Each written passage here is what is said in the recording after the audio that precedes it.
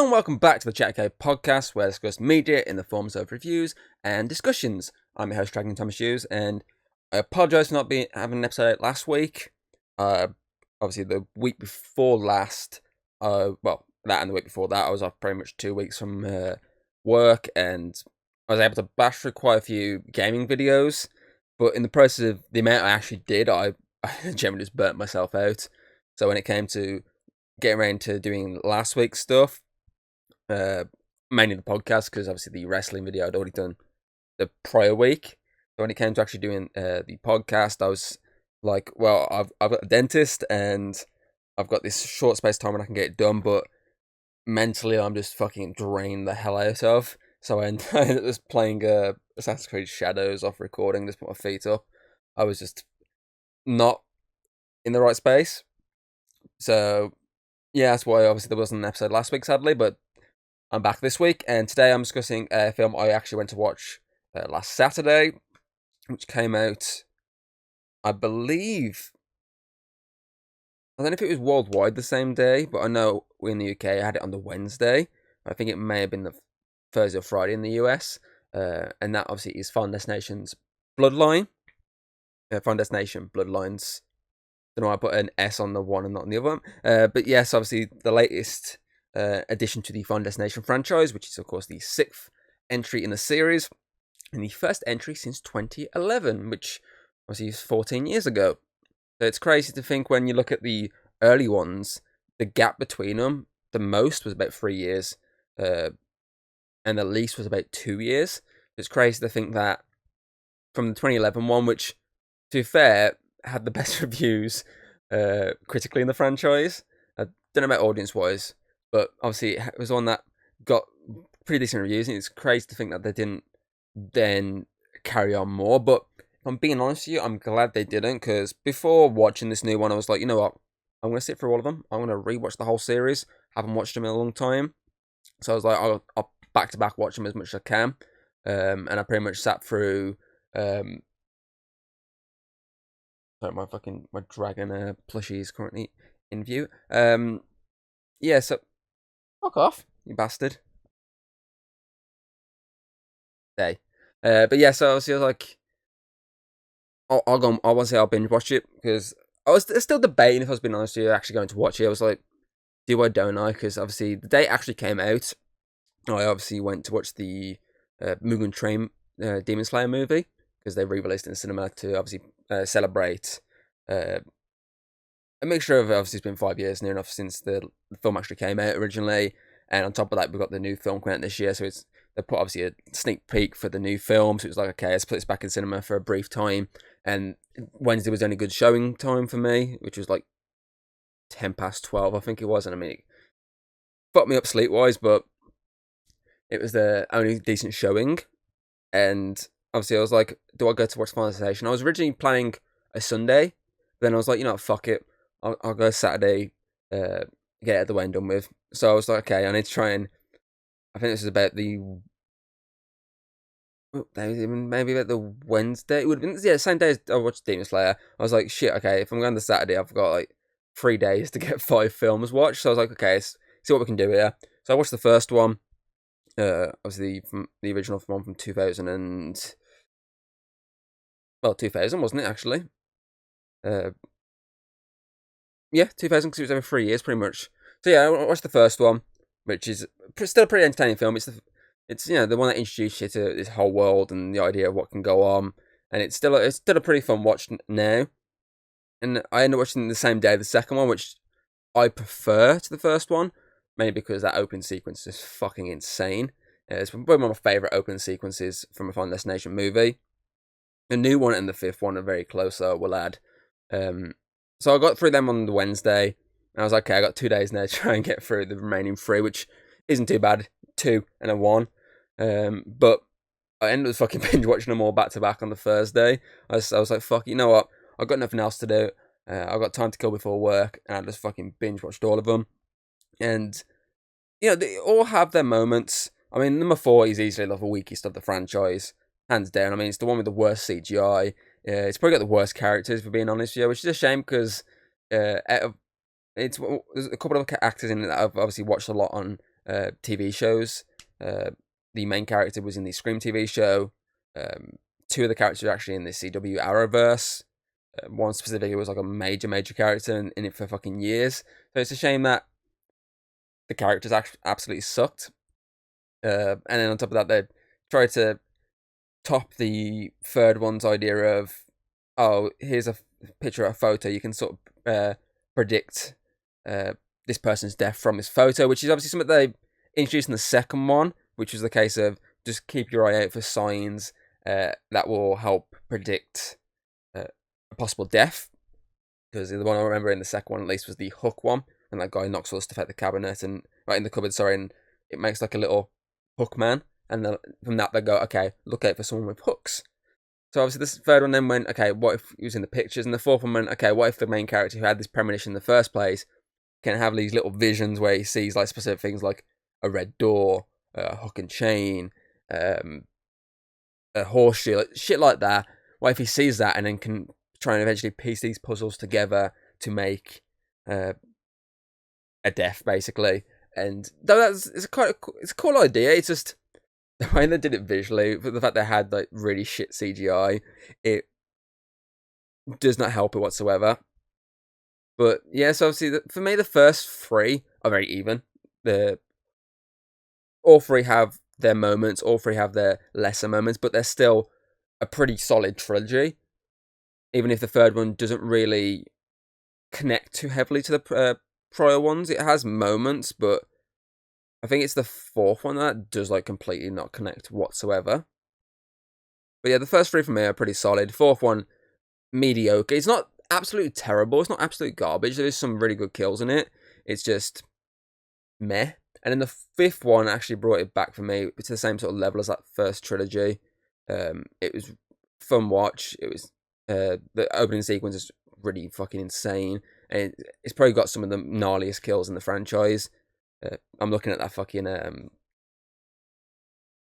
the gymnast death. That was just fucking brutal. That was, yeah, you can tell there's CGI in there, and some of the CGI isn't the best, but it's still an improvement over that fourth one CGI.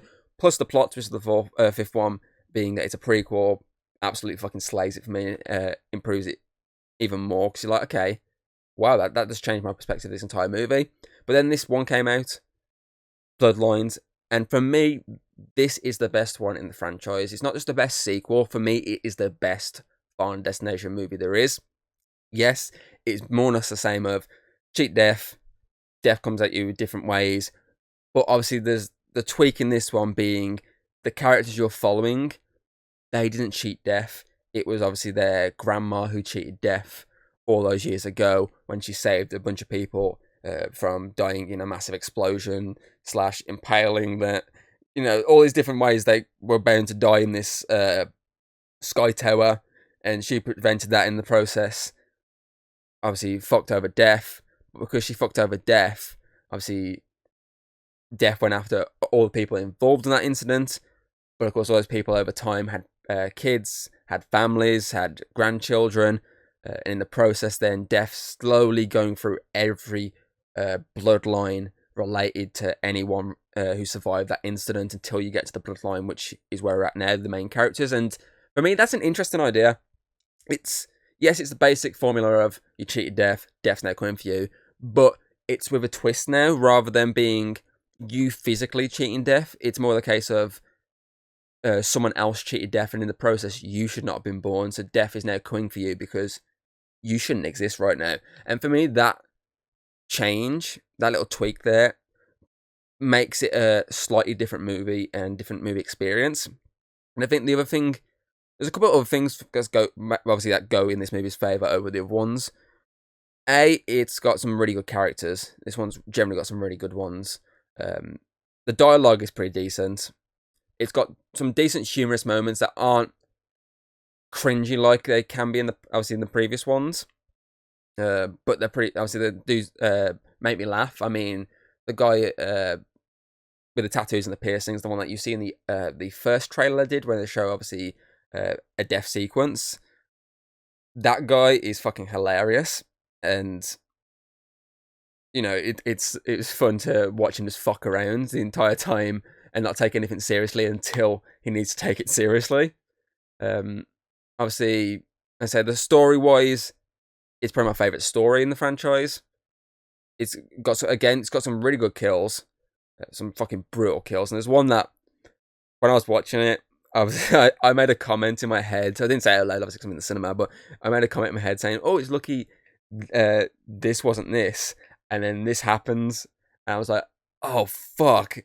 I was like, I thought it, but I was like, "Are they gonna go that far with this sequence?" And they fucking did. I was like, "Shit, no!" I was like, it was making me like my skin crawl, and I was like, "Oh no, oh," hitting me low basically, but in a good way because it was fucking a really intense sequence.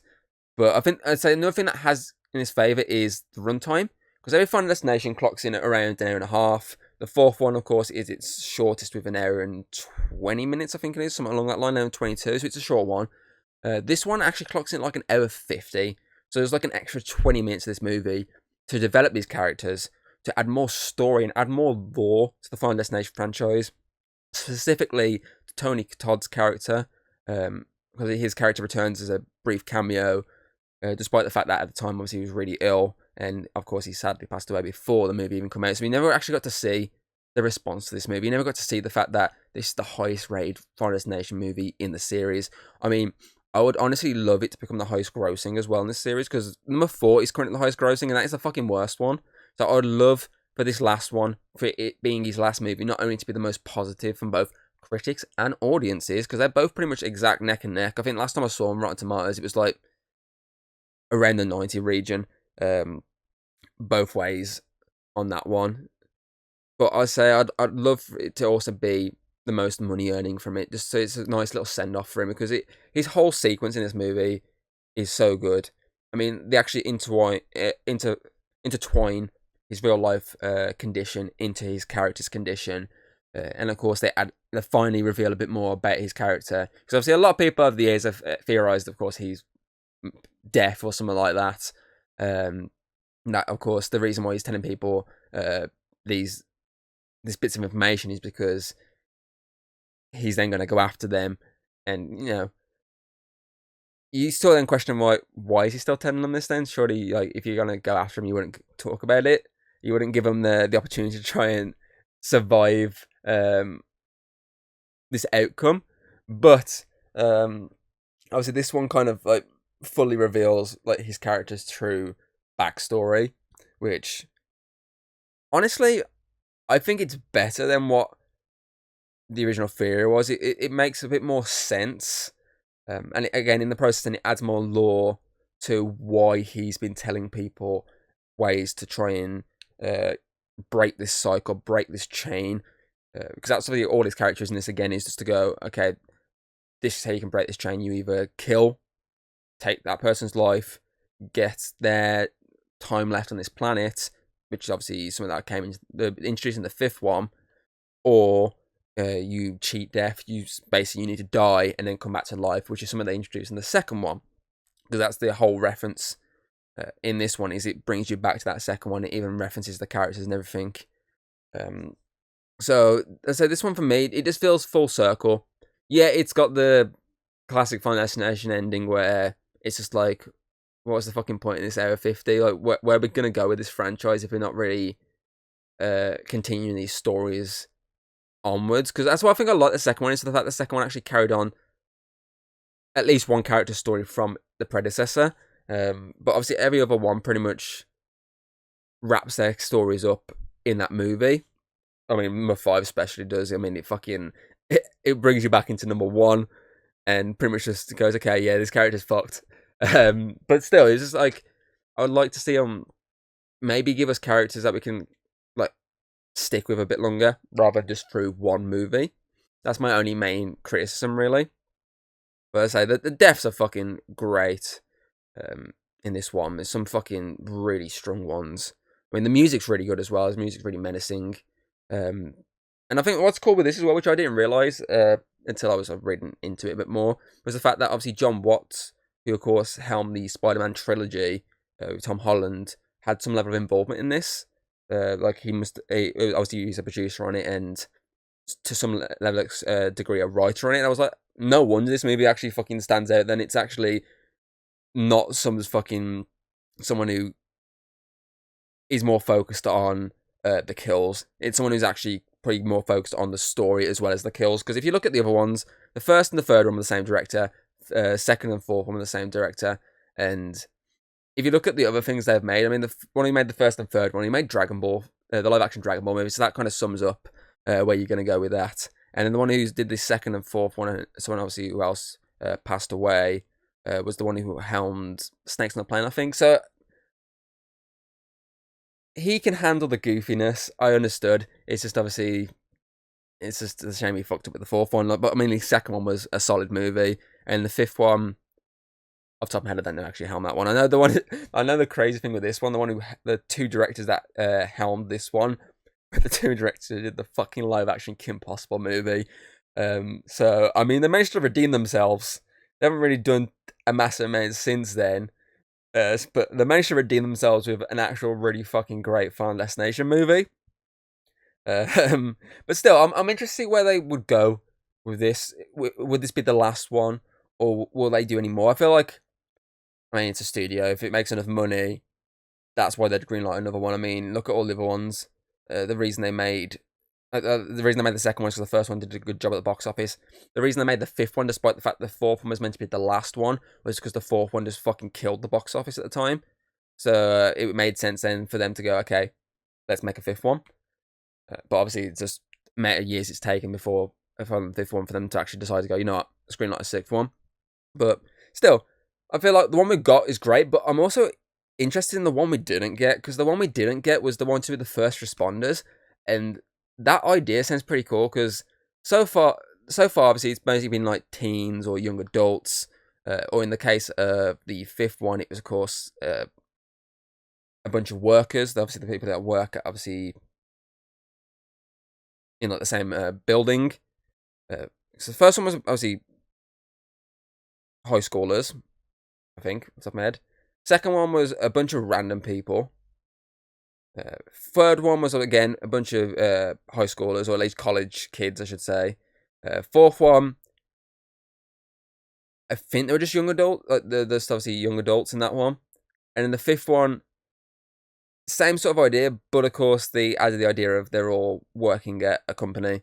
So they, at least, obviously they've changed it each time to be something different. And the new one, of course, it's a family being targeted. So I kind of would like to see this idea of, what if it's people that are generally doing their jobs? What if it's the firefighters, the ambulance workers, the police, that are generally like trying to do their jobs, and they get obviously caught in death's grasp?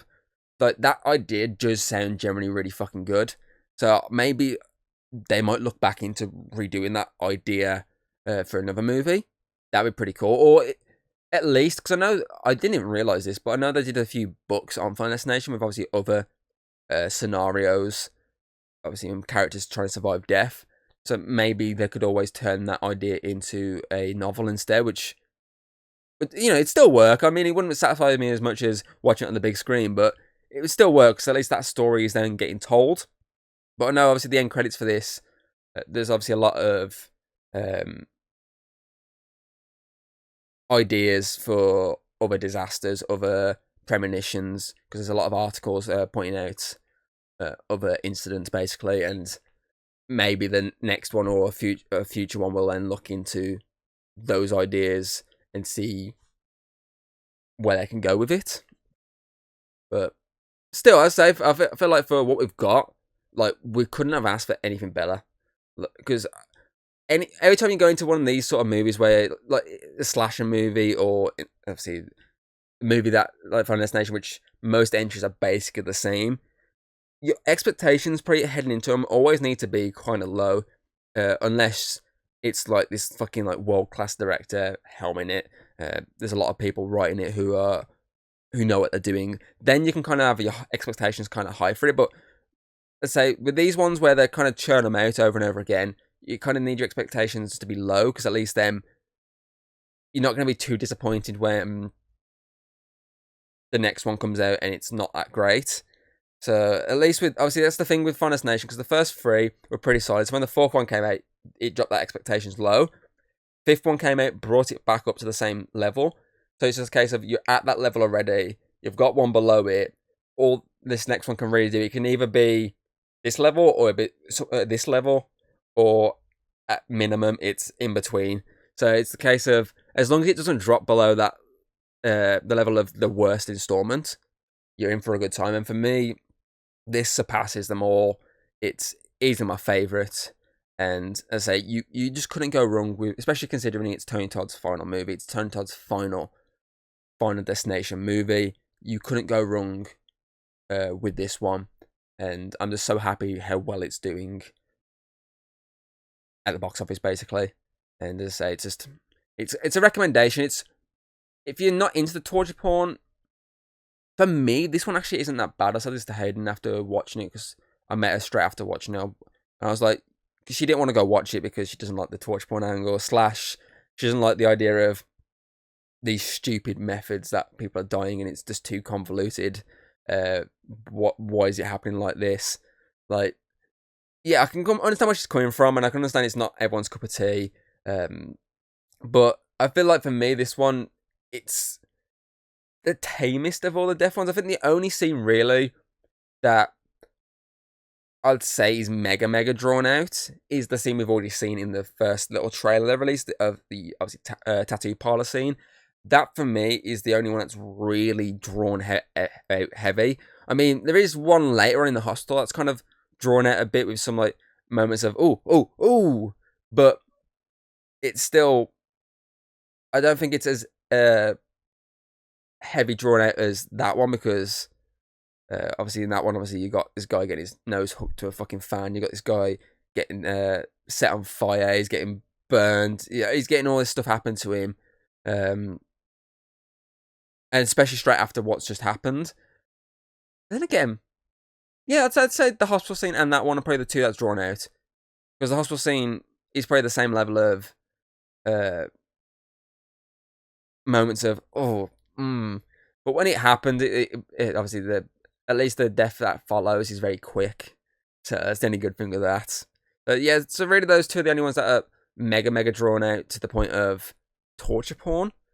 But the other ones are your run-of-the-mill horror movie type deaths where, yeah, it's slow as it's happening, but it's not too extreme.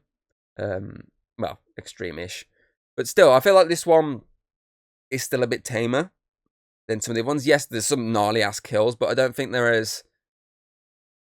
I don't think they draw me out as much as previous ones. Because the fifth one, I mean, the gymnast scene is very drawn out, because it's kind of trying to draw your eyes to other scenes before, obviously, eventually the gymnast basically dying. Obviously, the guy in the massage parlor with the spikes in him, and it's like, oh, and obviously everything's burning around him and shit like that before he gets his head caved in. Obviously, in the third one, obviously the sunbed scene, really. But still, I feel like, yeah, the most extreme for me for this one, thinking of kill wise, first one's not too bad. It's it's kind of what you expect in that sequence. The second one, that's not. That's you've probably seen that in other horror films before. So if I'm thinking about all the kills in this one, for me it'd just be the hospital scene. Probably is the one that's the most torture porn, the most extreme. The other ones are, if I'm being honest, pretty quick. They draw it out a little bit, and then as soon as it starts happening, it's like it's the equivalent of the bus scene in the first one, the fourth one as well, when the characters, boom, that's it, game over. They do a good job of, they're showing gore in this one, but it's not excruciating for it is excruciating for the characters, but it's not as bad. I feel like Hayden could have definitely watched this one. It's not as extreme, and at least with this one, the deaths are kind of easy to explain, because they're utilizing stuff that generally probably could kill you. I mean, then again, I think most of them, apart from if I'm being honest, that gymnast scene in the fifth one, sorry, was a bit like, okay, that's very clearly just convoluted. I mean, the fourth one, the fire scene in the theater, when obviously you can clearly see the liquid slow, obviously moving in different directions to go around this guy blocking it. Like this one, at least you could argue. Yeah, obviously, Death is clearly like playing with the people, obviously activating these equipments and stuff like that. But at least it's being caused by the people at the same time. It's not like and again, I don't know what I'm talking about anymore. I kind of lost my train of thought. But still, I feel like it's one that she could have watched and she may have even enjoyed. But she doesn't like the franchise, so I ain't gonna push her to watch it. So yeah, before I kind of lose track of where I was going, because I say I've kind of my mind's just. It's a warm day, so my brain is just kind of all over the place right now. So I'm just gonna get straight to a rating real quick. So for me, Final Destination Bloodlines, I'd give it at the moment a solid 8 out of 10. I'm gonna obviously rewatch it when it eventually comes out on Blu-ray and give a second opinion on it. But my current opinion is an 8. I am like somewhere in between. I was like debating, do I go 9, do I not? It's just isn't enough the same idea we've seen before. Obviously, they've just tweaked a few things with story-wise to get it different enough. But I feel like at the moment, I don't feel like a Final Destination movie gets a 9, but I feel like this one gets a decent 8. And I say it easily is the best of the series. I feel like if I was to go in order, the series, I say the fourth one is easily the worst one. So that's comes at number 6 for me personally. I'd probably put the third one like number 5. I know everyone loves the third one, but I feel like some of the other ones are stronger for me. And I'd probably say the fifth one would be at number 4. No, where am I? Yeah, fifth one would be number 4.